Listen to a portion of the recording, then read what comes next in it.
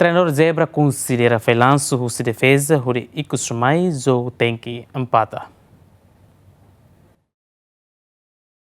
Equipa Futebol Zebra na Belo Los recolhe 3 pontos e joga contra Fito Estudante, mas tamba falha na hala de defesa obriga a equipa tem que se empata.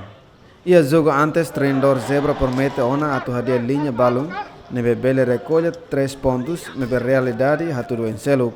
Também mak treinador Zebra triste hateten, falhanço nebe acontece hoje, tamba defesa nia halok, lolos bola tem que teve sai, nebe defesa se a cara kalimar nem maka resulta gol.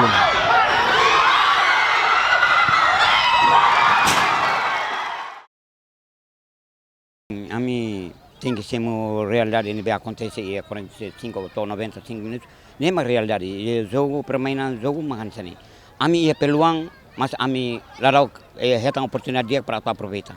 E depois, ami anisang ia amnia defesa mos ia failan suida nebe foba amnia adversário que hetang gol ne failan suida usi amnia defesa centro defesa nebe que falha botida que ne atu nunca mais joga tu mais labela tua contestância ne.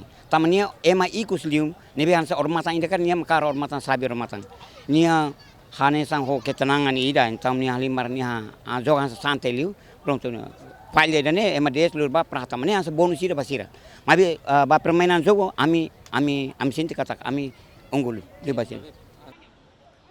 E a fato nesse capitão segundo Fito Estudante Bernardino Vaz contente mas que hetan de pontos ida tamba preparação de equipe prepara durante ne hatur ne resultado. Contente tebes tamba durante ne amni treino la savati mas que ami joga empatamos ami contente ami hengkata joga tiut ami hadiah dia lutang odi menang jogo ne. Ida ne jogo da huluk Fito Estudante no tuir mai se joga contra Académica no Zebra contra AS Marca. Jimmy Fernandes, Tomás Sarmento, GMN.